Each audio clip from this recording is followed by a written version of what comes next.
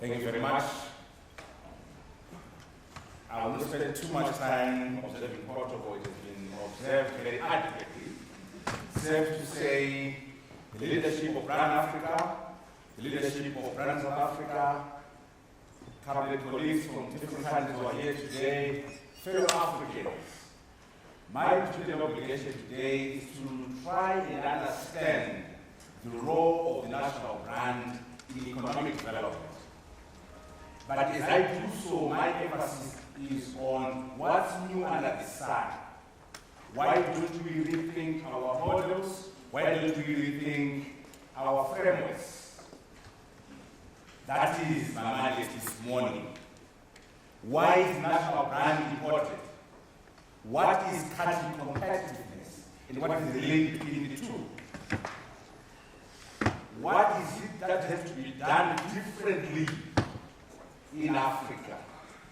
It can't be business as usual if we're going to build economies that are competitive, if Africa is going to be successful. In terms of the brand is understood very clearly when it comes to products in business. But for a country, we are saying, what are you known for as a country? Are you happy about your reputation as a country? If you are not happy, what are you doing to change that perception, to change that reputation? In terms of understanding the notion of a brand, it's a collection of images and ideas which represent an entity, a product, a company, a person, a country. And by the way, it's not nice to have, it's about money. Brand equity. When we say Coca-Cola, when we say McDonald's, that brand is worth more than their physical assets. The same applies to a country. What you are known for is actually worth more than your physical assets. So you must care and do something about how you are perceived. In terms of history, when you go back into the literature, this idea of a national brand was what was called country of origin effect. So country branding, national branding is not exactly that original or new. Simon Arnold has still a lot about it, but he didn't invent it. In the literature, in history, there was this idea of country of origin effect. Made in Japan, made in the UK. And that spoke volumes about the quality of the product, the quality of the company, the quality of the person. It is not what you say, so that you are clear. It's not about slogans, it's not about marketing, it's what you do. What are you doing in Zimbabwe will determine your brand. What are you doing in Ghana, in South Africa, will determine your brand.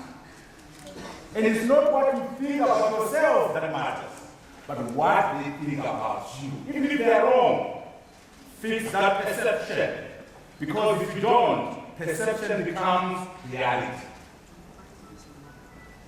This is the message to Africa. This is the message to Ghana, to Kenya, to Zimbabwe. How you are perceived becomes your reality. Investors will come or not come on the basis of how you are perceived.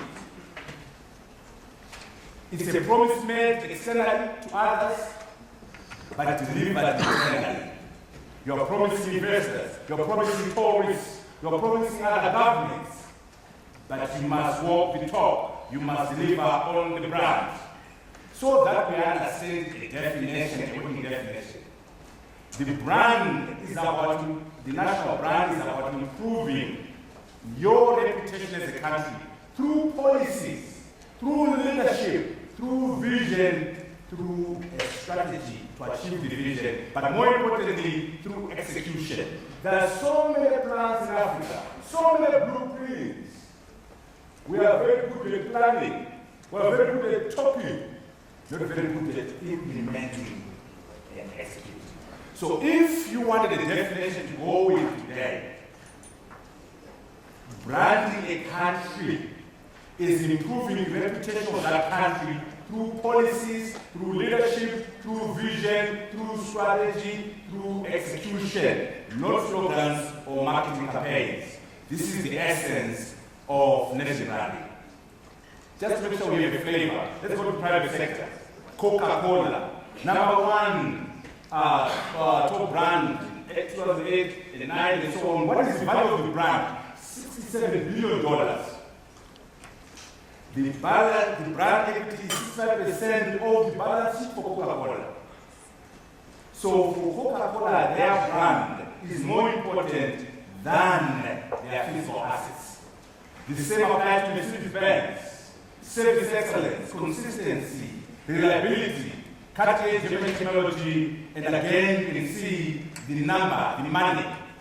But be careful, don't get carried away about branding a country and with reputation. You must have something with branding. You have a product.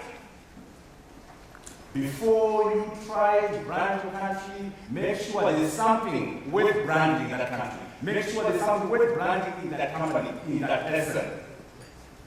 You must be famous for something. And you also need endorsers. You can't endorse your own brand. You need BBC to endorse you. You need CNN to endorse you. You need SABC. There has to be someone external to you who says, you are doing well. You can't congratulate yourself. You've got to have others say that you're doing well. The key two drivers of a brand is, are you relevant to the investor? Are you relevant to the tourist? That's number one question. The second one, how different are you from other products? If you are marketing tourism in Botswana, fine, I'm a tourist, I'm looking for game pass. But how different are your game pass from those in Zimbabwe, from those in South Africa? Relevance and differentiation will determine your aspirational positioning as a brand, as a company, as a product, as a country. And don't get carried away about defining the identity. You must concentrate on the trigger. How are you going to deliver that promise? Walmart, how are you going to ensure that you can be trusted for low prices? They must have mechanisms to ensure that. McDonald's, convenience eating. How are you going to make sure it is convenient? Cleanliness, standards, and so on. So as we brand our countries, as we have that air of line, as we have that slogan, let us concentrate on the triggers or mechanisms that we're going to use to deliver on the promise of that brand. And of course, the benefits are a lot. Country reputation management, it means that you are now in charge of your identity. There are financial and non-financial benefits. The cost of not doing a national brand is, by the way, doing nothing is very option. Doing nothing is a cost. So do something about your identity. But remember, once you have that identity, every citizen must be brand ambassador. The customs officer, the policeman, the politician, the businessman, the civil society leader must be a brand ambassador. You can then have a one-stop shop for marketing your country. You can create events that change the world perception of your nation. And we ensure that the country marketing resources are used in a coordinated fashion. And to ensure a common promise with a common goal for all sub-brands. When you say national brand, there is a tourism brand, there is investment, there is trade. The national brand is the mother brand. And so the politicians must be brand ambassadors. But the brand must transcend political affiliation. The brand must be independent of the current leader, independent of the current president. Brand South Africa must be independent of the ANC. It must be so strong that when the DA takes over, they maintain the same brand. It must be so strong that when the IFP takes over, they maintain the same brand. So creating a national brand is not an activity of the ANC. It is for all South Africans, all political parties, all businesses, all civic leaders, all churches. This is very important. I know the ANC has been in power for since 1994, and they think that they will always be in power. No, if you are always in power, work for posterity, work for the DA, work for the IFP. That is what we mean by national brand. Otherwise, you can't change your brand every time there's a new leader or a new political party in government. Politicians are very critical. Every time a politician opens their mouth, they're either marketing the country or campaigning their country. I hope this one is doing a good job. Not destroying the Zimbabwean brand. Because the politicians are the PR persons. The politicians are the face of the country. They shouldn't be, but they are. So watch out, Mr. Politician. So that you are a brand ambassador. So that you market your country, you don't de-campaign and destroy the brand equity of your country. So some elements of the national brand: unity, inclusiveness, identity, predictability. Things must be predictable in a country. There must be certainty in a country. You must build credibility of your country. There must be confidence in your government, confidence in your country. Government decisions must be trusted. And of course, people must be dynamic, people must be hardworking. It must be a safe and high-return destination for investment. You see, high business confidence is not a switch. You don't just switch confidence on. You've got to have policies, you've got to have leadership, you've got to have behaviors that instill confidence in your brand, in your destination. And your resource base must then become a basis for your brand. And technology must be attracted to your area, and transportation and so on. Here are some examples. When I say Singapore, what comes to mind? When I say Dubai, what comes to mind? When I say Ireland, what does come to mind? When I say South Africa, what comes to mind? These are not accidents. These are planned outcomes. Efficient service delivery, cleanliness, excellent hospitality, trade hub. That's what Singapore. They planned it, they worked on it. Dubai, the maker of international trade and commerce. They worked on it. South Africa, you're working on it. Rainbow Nation, country of possibilities. It was not an accident. That's why we have the International Marketing Council, which is now Brand South Africa.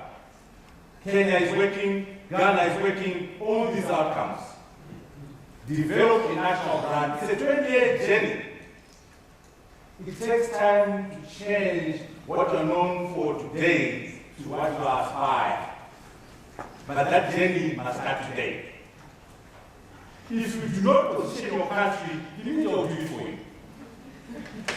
So not doing anything is not an option with someone who brand you. A country of cholera, a country of corruption, a country of dictators.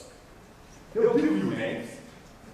So, first and foremost, we develop Zimbabwe's reputation in order to improve the country's global competitiveness. You know our challenges, but we're working on it. We are dreamers that one day we're going to be known positively and be the destination of preference, destination of choice for investment and for everything, establishing a competitive identity for Zimbabwe. Now, when you say brand, there are 6 areas, what's called the hexagon of branding: tourism, exports, people, governance, culture, investment, immigration in there. How are you known in those 6 areas? Huh? How are you known in tourism, investment, and all this? And this is what we call the hexagon of branding. So Ghana must be known positively in those 6 areas. Zimbabwe must be known well in those 6 areas. And of course, you must make sure there's congruence in them, and also that they interact and feed each other. And the key issue, of course, is investment. But that investment is a function of the rest of the issues. The hexagon of branding is what we're pushing. And the issues is identity, its image, its purpose, and everything. And it's different stages. And we learn from Ghana, from South Africa, about those different positions. Immigration, police, all these people are important. Once you do the national brand, it must be aligned to the provincial brand, KZN, Western Cape, and so on and so forth. Mashonaland, Mutambara in Zimbabwe, national brand. So there must be alignment between the national brand, the provincial brand, and the town brand. Victoria, who have its own identity, which is a sub-brand.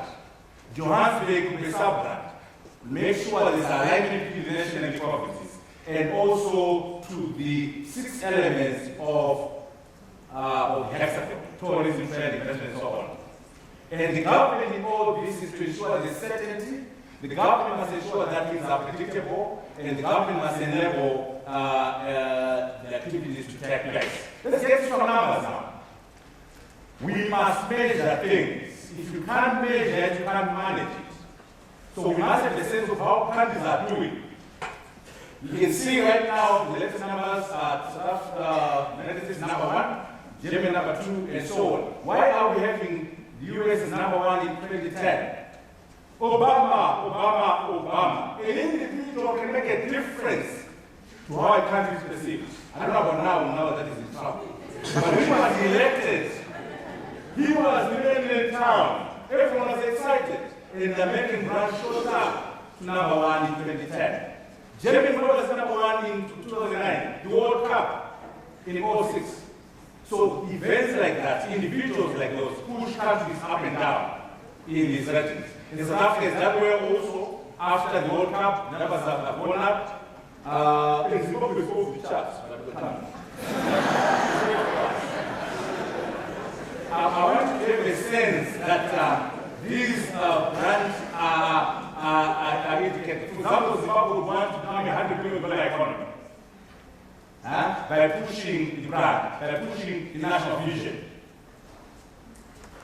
There is a direct link between the national brand and country competitiveness. That's why we're having this conversation today.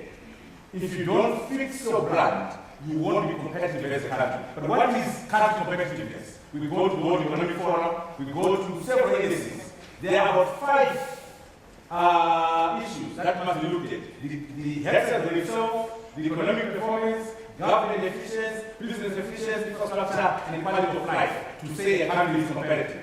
But how is it measured? Again, let us look at how other people have tried to measure competitiveness. Don't fight all the measures. These are 5 different ways. The World Economic Forum, the World Bankings of Doing Business, Economic Freedom Index, Human Development Index, and the Mo Ibrahim Africa Governance Index. Choose your favorite. Don't fight all of them. And you might say, I think biased, but they can't all be biased. Like in our situation in Zimbabwe, we took quite badly all 5. So we have no choice but to listen what the numbers are saying about us. Kenya must listen what those numbers are saying. And then have a sense of how you are doing in terms of competitiveness. But today I will just say a few words about the World Economic Forum numbers, which is basically looking at what are called basic factors, efficiency enhancers, and innovation. 60% driver is basic factors. Then we have efficiency enhancers, 35%. Then we have innovation, 5%. Where are you as Ghana on basic factors? Where are you as Malawi on efficiency enhancers? How can you use your brand to improve your performance? By basic factors mean institutions, private, public and private, infrastructure, public environment, health and primary education. Efficiency enhancers, higher education, market efficiency, labor market efficiency, and then we go to sophistication of the industry, advanced ICT, and so on, entrepreneurship and creativity. Countries are classified into factor-driven economies, which are dependent on the basic factors. Then efficiency-driven economies, which are dependent on the efficient issues, and innovation-driven countries. So you find most of your Singapore, Switzerland are innovation-driven. DRC, Angola, Zimbabwe, factor-driven. We must sort out the basic factors. South Africa is in transition, not yet efficiency-driven, getting there. So let us understand where the African countries are. And in terms of the numbers, we're just coming out of the summer Davos in China, where the numbers were released. Here are the new numbers now. Switzerland number 1, Singapore number 2, Sweden number 3, Finland number 4, America has gone down from 4 to 5. This global financial crisis is affecting them. UK was below 10, it's in top 10 now. The BRICS, we spoke about the BRICS earlier on. The BRICS, Brazil has gone up from 58 to 53, Russia from 63 to 66, they've gone down. South Africa is the share of South Africa said it's gone up from 54 to 50, 4 points up. is now out of 142. Last year it was out of 132. Out of 139. Where our favorite countries, you can see now, South Africa there, Zimbabwe is 132 out of 142. Last year we were 136 out of 139. So what are we doing? But we were going to do. What is important to understand, why are we number 132? What are the drivers? What can we do about them? Botswana do the same. Tanzania do the same. Look at Rwanda. In 2010, Rwanda was going to be measured. It was off the chart. In 2011, number 8 out of 136. Right now, Rwanda is 70 out of 142. It is possible. Oh yes, we can. Obama was right on that one. That one alone. So, if Rwanda can do it, why can't Ghana, why can't Kenya and other countries move? To move 10 points. To move from off the chart to 8. So we must learn from that. And then we can compare these other countries and so on. But what I want to do is to just break down Zimbabwe. You find Zimbabwe is 132 out of 137 on basic factors. Our 132 out of 142. Last year's number is 137. Efficiency index is 133. So you can see we are being killed by the basic factors. But however, I want to give you a good message to Zimbabwe. Yes, we're not 132 out of 142. But guess what? Our potential is massive. In terms of tourism, we're number 115 out of 142. That's the number one. National resource potential, the rivers, the campus, the gold, the diamond, the platinum, number 24 out of 142. We belong into the top 20. We just need to find a way of converting potential into size.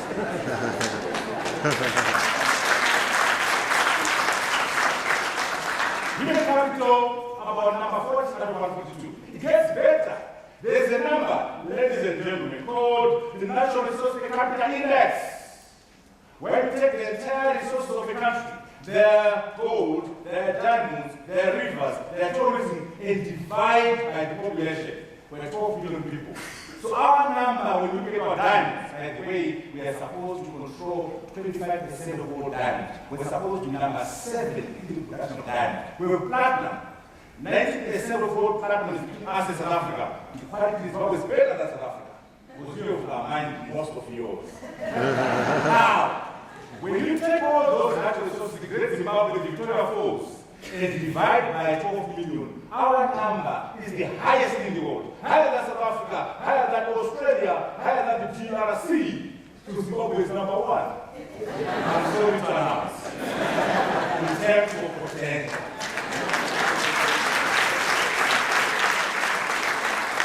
But we must close the gap between potential and actual. And the gap is because of the brand. The brand is not so great. So if you don't fix the brand, there will be a gap between your potential and your actual. Number 1, we're 142, 142. We're 24, we're number 132. So perception becomes reality. I'm giving my country as an example to show how we're trying to make sure we do this. As we move quickly now, we must understand the nature of the opportunities in Africa. The McKinsey report, which I'm sure you've seen, they said that the potential GDP of Africa is going to be $2.6 trillion in 2020. It was also said that Africa will have a consumer spend of $1.4 trillion in 2020. The number of Africans working in 2040 will be 1.1 billion. And 100 million people will have disposable incomes. And 50% of the Africans will live in the cities. That last number is important because urbanization is both a product and a driver of economic growth. Let us understand where the growth is coming from. Let us understand the nature of our activities so that we can plan our brand and our vision clearly. What I want to dramatize is that you see that number of the $2.6 trillion, 1.3 is coming from what I call consumer-facing industries, ICT, retail, banking. So it's not only resources, they're only half $1 trillion resources. So the driver in Africa is more than a resource boom. Africa's growth is more than a resource boom. Zimbabwe's growth is more than a source boom. South Africa's growth is more than a source boom. It's about ICT, it's about banking, it's about microfinancing, it's about this area called consumer-facing industries, so that we have a sense of that. And we can see the different areas where the opportunities are going to come from, and we can see the drivers, regional integration, infrastructure, intra-Africa investment. Not just trade, intra-Africa investment. How many Ghanaians are investing in South Africa, in the DRC? How many Angolans are investing in Zimbabwe, in Malawi? Intra-Africa investment and leveraging the idea of regional integration. Infrastructure is going to drive all we do. There is a correlation between cell phone penetration and GDP. For every 10 mobile phones, 100 that you increase, GDP is up 3.6%, almost 1%. Just 10 phones per 100. It's massive, the impact of ICT. ICT investment in any year will stimulate development in further years, and so on. Banking, education.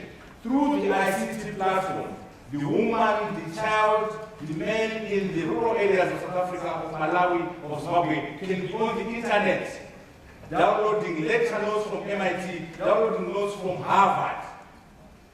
ICT is the equalizer. ICT closes the gap between the haves and have-nots. We must make sure we live with it. For example, in Zimbabwe, we're trying to build a backbone. This is our desired outcome, fiber. And that's what we've done so far. So you can see the opportunities around infrastructure. From Zimbabwe, we go to the other sea cable, again the region. We will not make it as Zimbabwe, we will make it as South Africa. Please wake up and listen.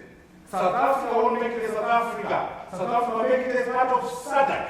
South Africa will make it as part of COMESA. I know you're members. You must join.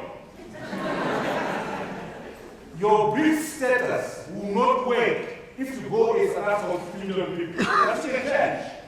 Go to the BRICS and say, I'm representing 250 million people in SADC. Go to the BRICS and say, I'm representing 400 million people in COMESA. Go to the BRICS and say, I'm representing the FTA. 600 million people, potential GDP, $1 trillion. Then you make sense. The future of Africa is regional integration. The future of Africa is continental integration through infrastructure. And as we do that, let us embrace the issue of convergence. You got your iPads, you got your iPods. There's only one instrument for your television, for your computer, for your phone, and as Zimbabwe, as Africa, why don't we leapfrog and embrace this notion of convergence? Transportation is key. The cost of freight is a high percentage of credit cost. Malawi goes as far as 45%. Average in Africa is 4%. We must lower that number to 4% like in other countries. And this will be done through SADC, COMESA. You've seen the corridors. You won't go into the details of corridors. But I want you to know that Africa is moving. Africa is key. But let me make sure you understand that.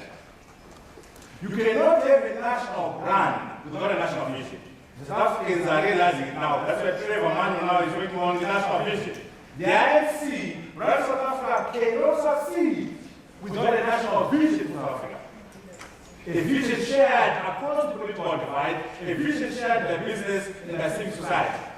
A democratic constitution, you already have that one, we're working on one ourselves. So you need a national vision, a democratic constitution, and a national brand. You cannot build a national brand, Madam Chair, without a national vision. You are going to depend on the work that Trevor Manuel is doing in that president's office. If Trevor doesn't deliver, there will be no value in Brand South Africa. And vice versa. You can't build a national vision without a good brand position. So the IFC, Brand South Africa, is going to depend on the work that's coming out of the Planning Commission. Because without a good brand, your national vision is not credible. Neither is it achievable.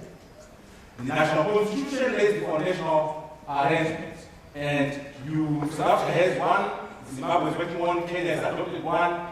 Africa must work on a national brand. Africa must work on national visions. African countries must have democratic constitutions that people are there. There must be some bottom line issues that you don't fight as parties, where IFP, DA, and ANC must agree. where the parties in Ghana must agree. In America, when you say the American Constitution, Democrat, Republican, Liberal, and Communist support the American Constitution.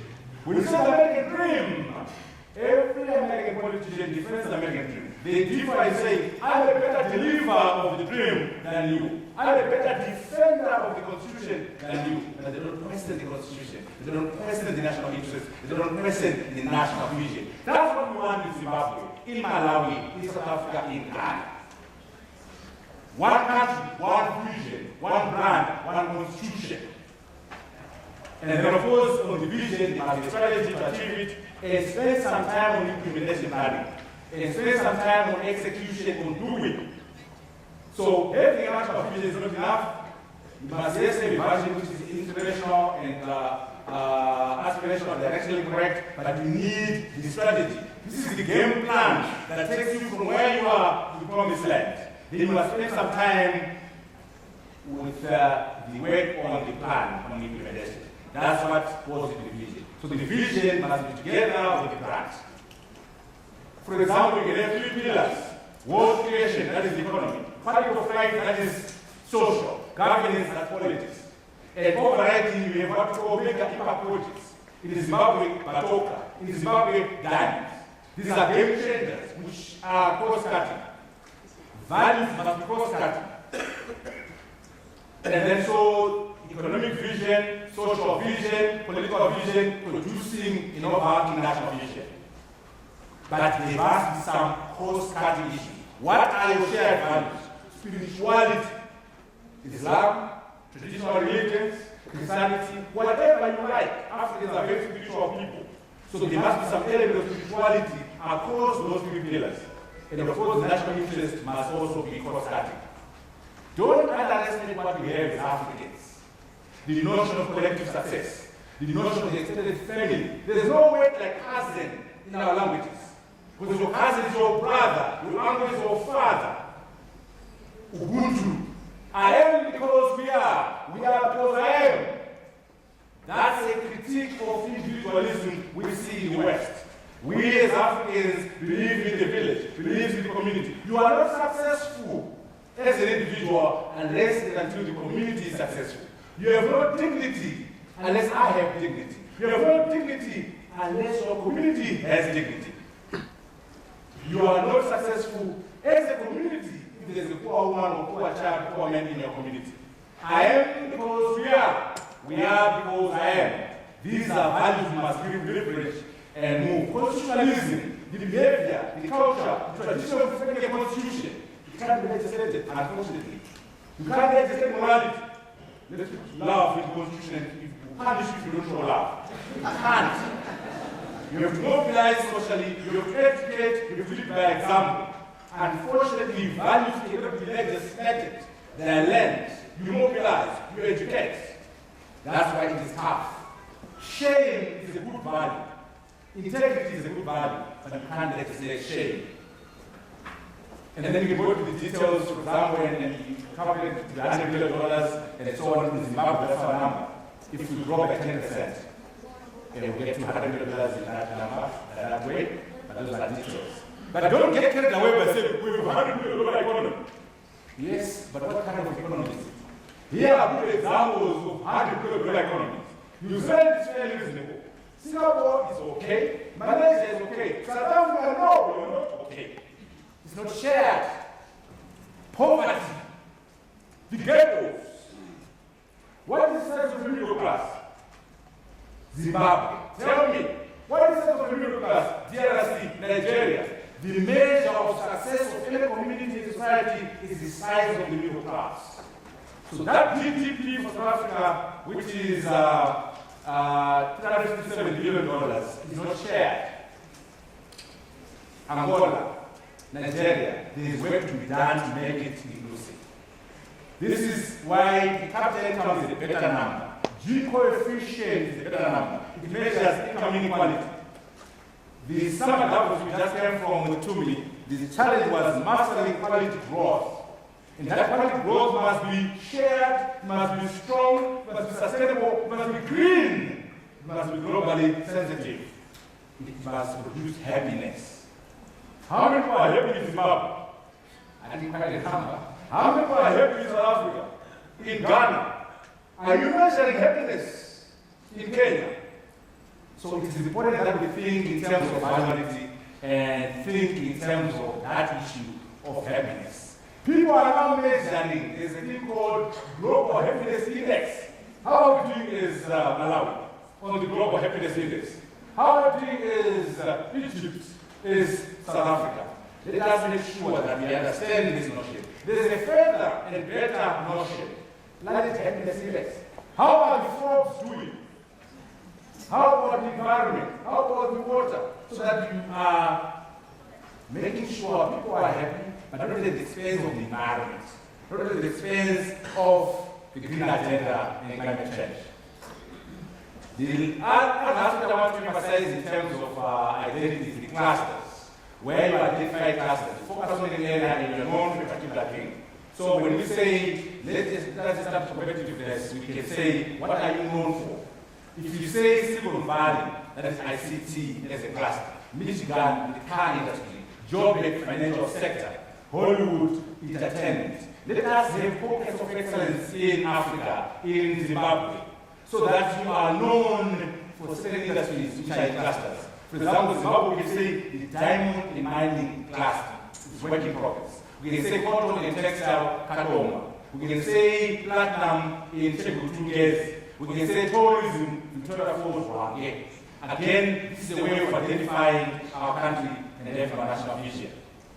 In the role of geography, spatial, I'll rush through these, but you can look at them later on. So that the whole country has nodes, the whole country has clusters that you can leverage and use for your development. The key word here is co-creation. The private sector cannot do it on their own, neither can government. You want business, you want government, you want civil society, you want a smart partnership. And there must be certainty, and if there's no certainty, you must thrive under chaos. You must innovate and create new reality. There is a difference between leadership and management. Most African countries are over-managed and under-led. Too many managers, very few leaders. Let us work on that. And let us be sensitive. Africa is not one country. There are many cultures.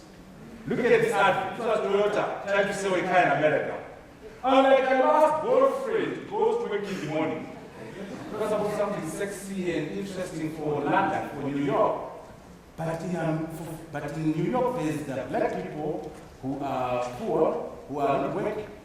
And this is to be a job. This is supposed to be a job in a homogeneous society. But when you go to Chicago, not going to work in the morning is a job for the black people. One third of the young black males in America are in prison, parole, or probation. So you can't have this kind of job in Chicago or a job in Soweto. So you must make sure you understand the environment in Ghana, the environment in Malawi, the environment in Zimbabwe as you become a global player.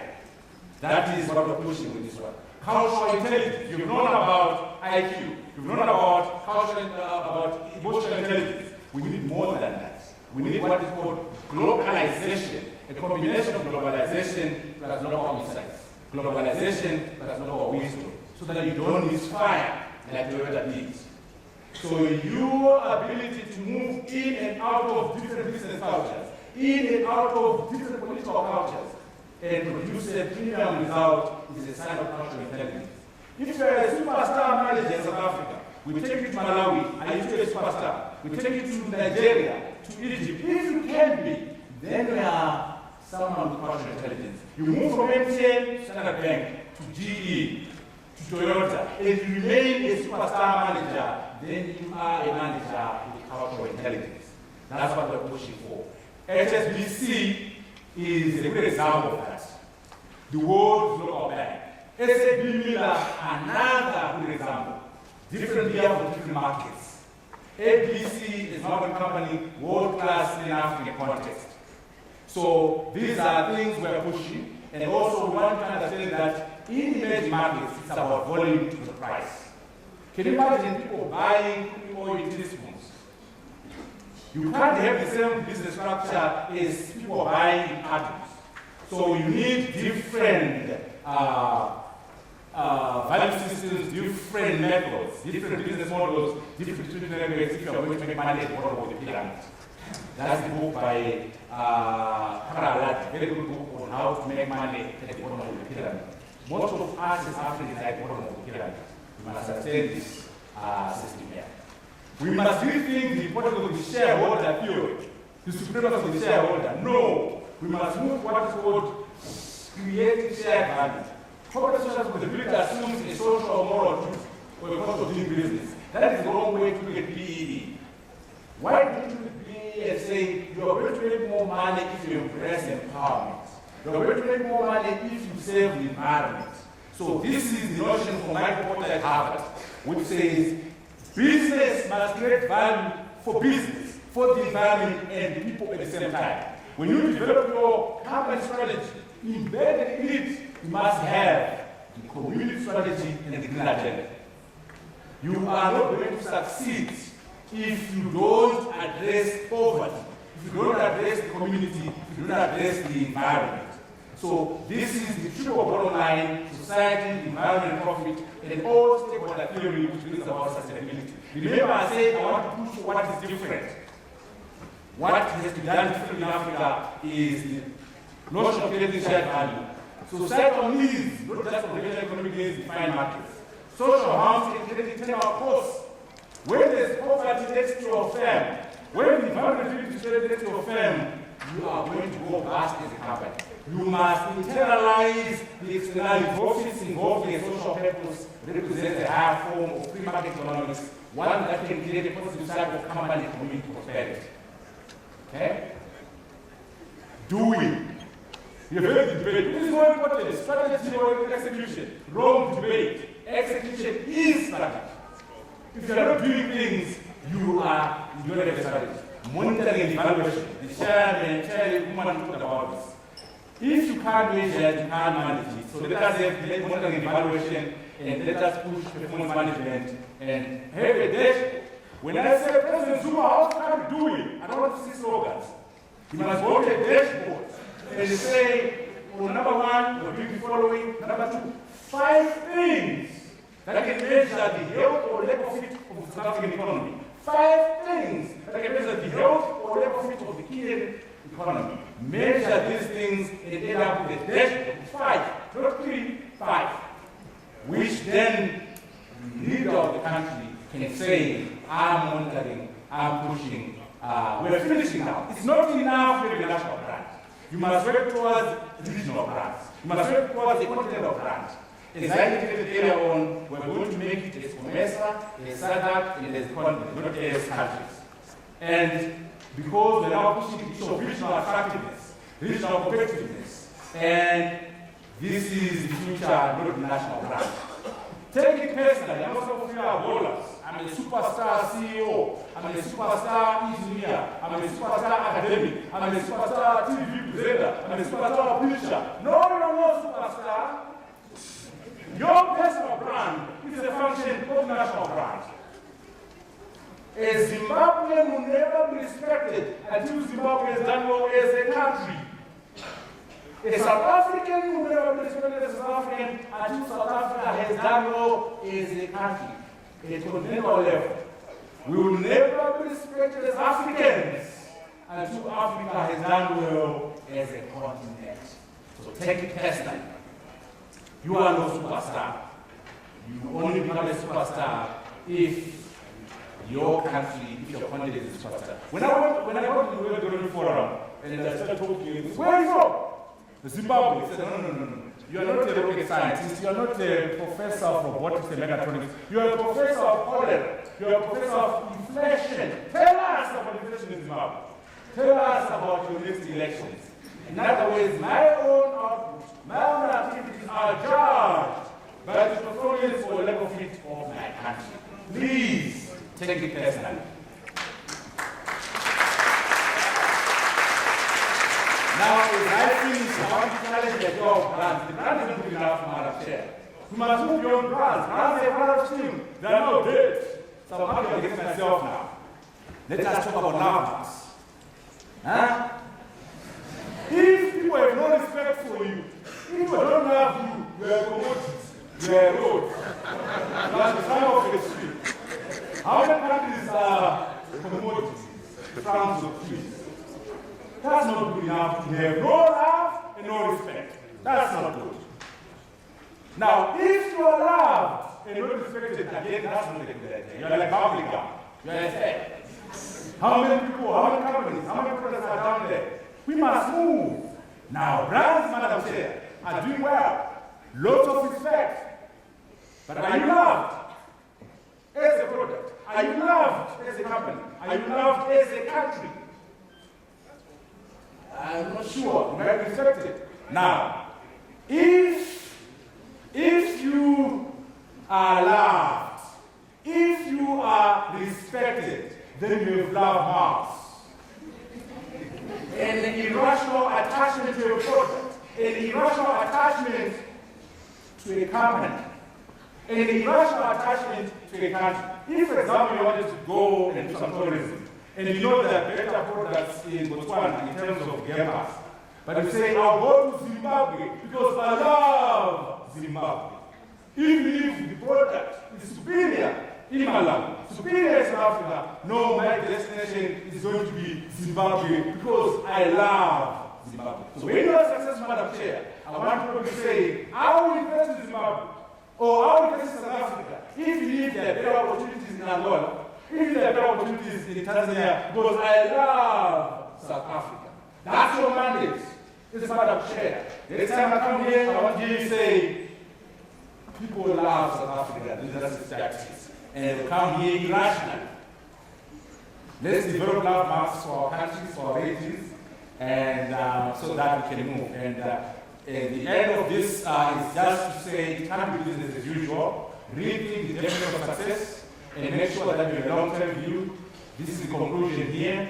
You must have collective success and the center of your success. You must talk about quality growth. You must talk about happiness and happiness. And also, we must work together. Unity and cohesion, co-creation, and the key drive here is integration. I want to stop there and say thank you very much for